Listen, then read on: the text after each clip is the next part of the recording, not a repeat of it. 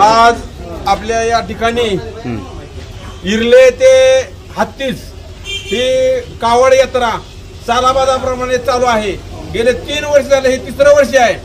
इरले ते कारखाना वैराग आणि वैराग मधून सर्व प्रदक्षिणा घालून सच्चिदानंदाची भेट घेऊन हीच कावड परत अशीच हत्तीसकडे रवाना होती आणि हत्तीस मध्ये आपल्या निळकंठेश्वर मंदिरामध्ये तिचं विसर्जन होतंय।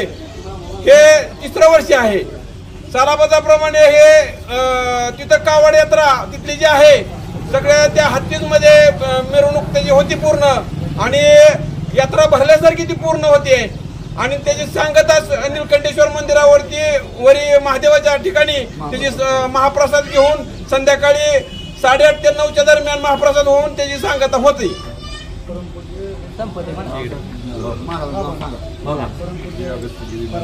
अगस्त नंदगिरीजी महाराज यांच्या मार्गदर्शनाखाली ही कावड दरवर्षी आपण उत्सव मोठ्या प्रमाणात साजरा करतो।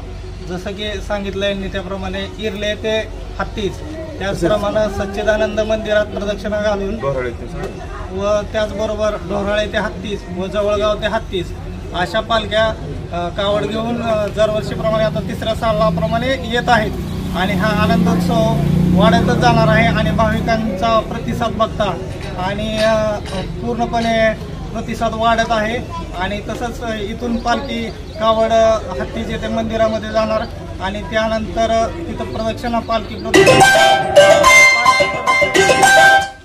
झाल्यानंतर महाप्रसाद होतो आणि महाप्रसाद घेतल्यानंतर त्या कावड व पालखी समारंभाचं सांगता होते। अशा प्रकारे हा कार्यक्रम पूर्णपणे राबवला आणि विशेष करून सकाळपासून इरले पासून ते हत्तीस पायी चालत येत आहेत। पायी दिंडीमध्ये नाना शिंदे हे यांची टीम जे सदस्य आहे त्यामधील कावड यात्रेमधील सर्व सदस्य प्रौढ व्यक्ती जे ज्येष्ठ नागरिक आहेत त्यांनी खूप काही चांगल्या प्रकारे सोय केली, आरोग्याची सोय केली, पाण्याची सोय केली, चहा नाश्ता या इतका आनंदाचा सोहळा वाटतो की तरुण पिढी सुद्धा या उत्साहामध्ये, लहान मुलं सुद्धा या उत्साहामध्ये सामील होत आहेत। त्यामुळे नाना शिंदे असू, त्यांचे सदस्य, त्यांचे गावकरी व त्यांचे सदस्य यांचं मनपूर्वक आभार मानतो। तसेच दरवर्षी सालाबादप्रमाणे अगदी आनंदामध्ये, उत्साहामध्ये, विशेष करून पावसाळा दिवस असून सुद्धा वर्गच्च उत्साह या ठिकाणी दिसून येत आहे।